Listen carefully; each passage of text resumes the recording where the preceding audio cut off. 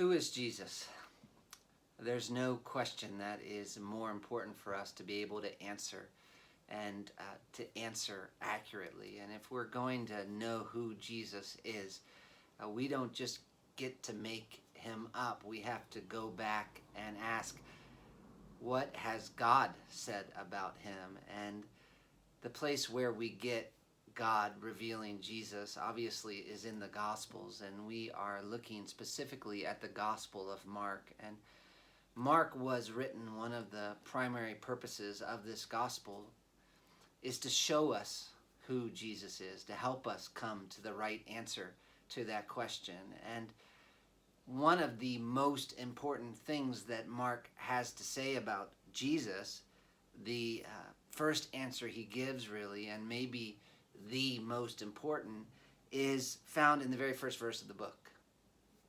What does Mark tell us about Jesus in chapter 1, verse 1? He says, "This is the beginning of the gospel of Jesus Christ, the Son of God." He gives us two titles for Jesus, and both those titles are important. First, who is Jesus? Jesus is the Christ. And this is maybe the most fundamental term. It's not Jesus's last name. It's a title, Messiah. And at the very least, that title means that Jesus is the fulfillment of the Old Testament promises. It is reminding us that we can't understand Jesus without seeking to understand what the Old Testament says about him. And then, of course, as you look at the Old Testament and its promises a little more closely, you'll see that one of the things that stands out most clearly from the promises made about the Messiah in the Old Testament is that he is coming as the promised Davidic king. One man puts it, the chief conception of the Messiah in the Old Testament is that of king. There are three categories for understanding the Messiah in the Old Testament: prophet, priest, and king. But the emphasis in the Gospels primarily is on Jesus as king. God has a plan to rule this world through a chosen human representative. And the Old Testament is progressively revealing how that's going to happen through a series of covenants. And perhaps the pivotal covenant is the commitment that God made to David in 2 Samuel chapter 7. And as we look at the prophets, that's a promise covenant that they keep coming back to when everything else seemed to be failing. Listen, for example, to what Amos says about the Davidic covenant. Amos 9:11, "In that day I will raise up the booth of David that is fallen, and repair its breaches, and raise up its ruins, and rebuild it as in the days of old." Or Hosea 3:5, "Afterward the children of Israel shall return and seek the Lord their God, and David their king." Or Micah chapter 5:2, "From you shall come forth for me one who is to be ruler in Israel, whose coming forth is from old, from ancient of days." The Old Testament talks about this great Davidic king. God makes a promise to David: one of your descendants will fix everything. He will rule righteously, and he will rule forever. And the prophets pick up on that promise, and they say, this is what the Messiah is coming to do. And Mark's telling us, as he says Jesus is the Christ, he wants you to hear Jesus is that promised king,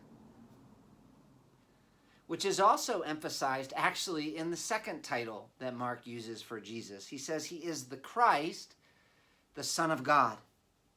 And this title is important as well. As James Edwards has put it, the divine sonship of Jesus is the theological keystone to the Gospel of Mark. Or to quote another scholar, it is this revelation of Jesus as Son of God which dominates Mark's Gospel. Still one more. The theme of Jesus as Son of God is the red thread tying together all of Mark's reflections on the person of Jesus throughout this Gospel. And obviously they're saying that for a good reason. Because besides stating it directly in this very first verse, we find Mark emphasizing Jesus' sonship at key moments throughout his ministry. For example, there's his baptism, Mark 1:11, "And a voice came from heaven, 'You are my beloved Son, with whom I am well pleased.'" God the Father declares that Jesus is his son.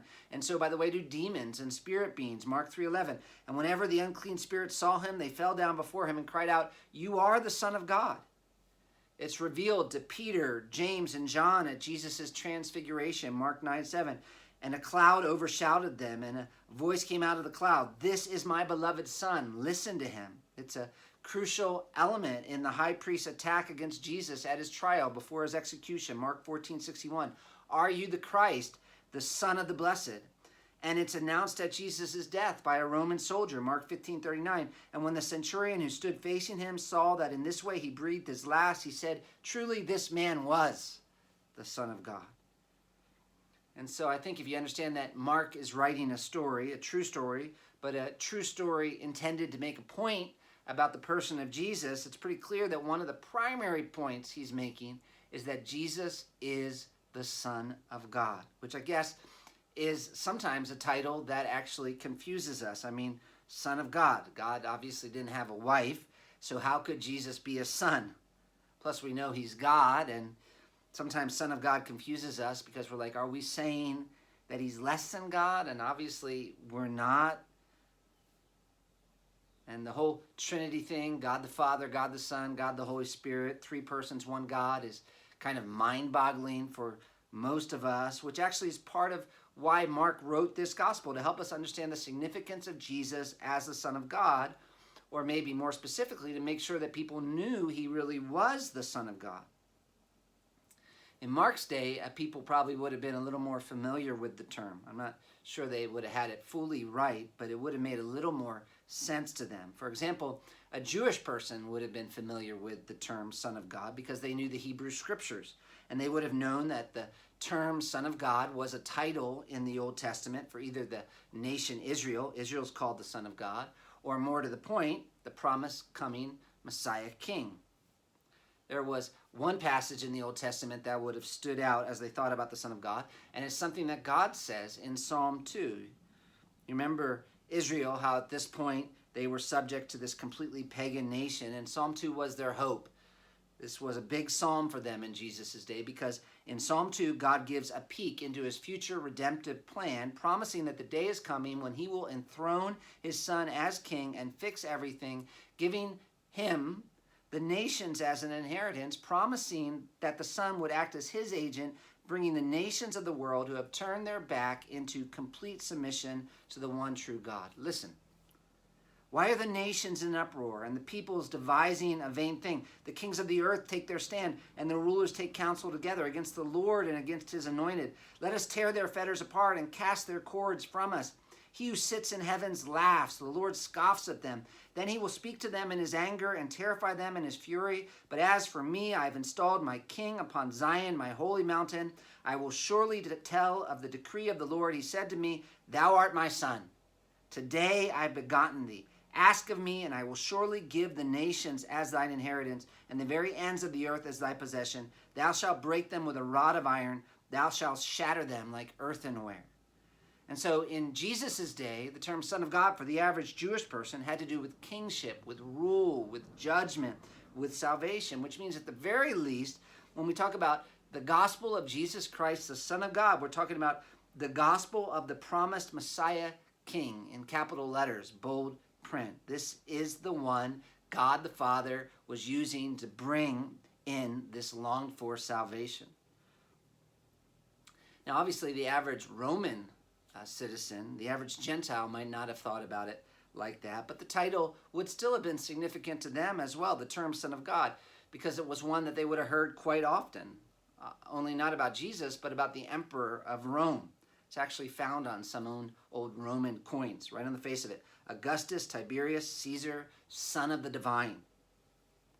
When a son would inherit his father's throne, he would declare his dead father divine and himself a son of God. And he did that because you remember back then, politicians weren't so concerned with hiding their egos. So this was a way of them saying, I am the emperor.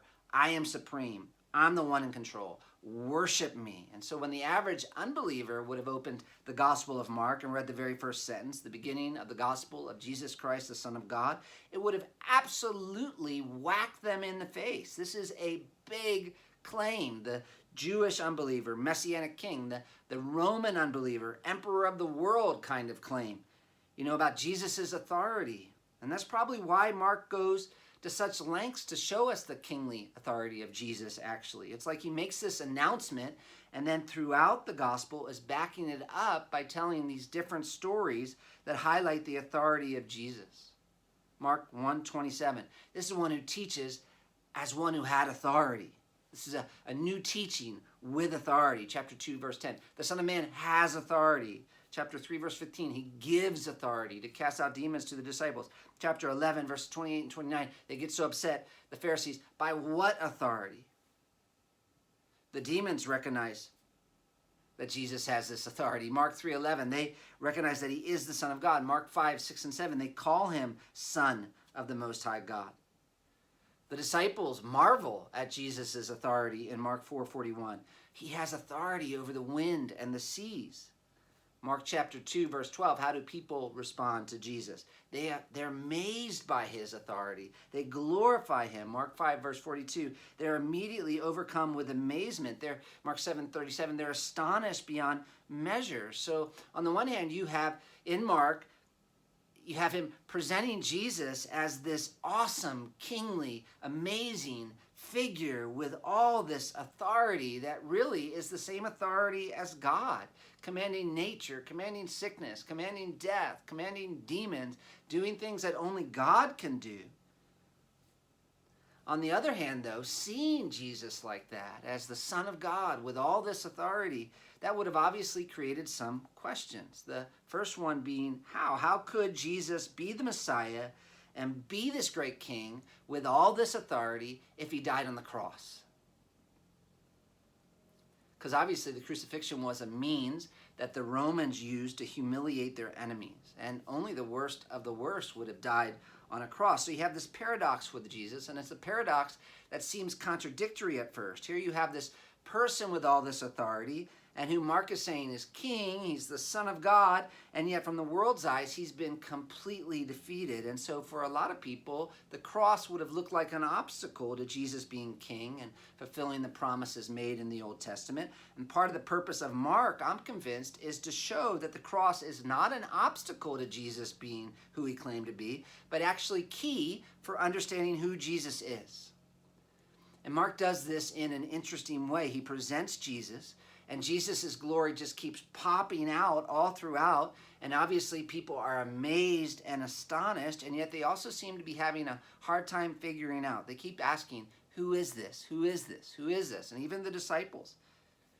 This is one of the funny things about Mark. Even the disciples who are following Jesus have the hardest time coming to grips with who Jesus is.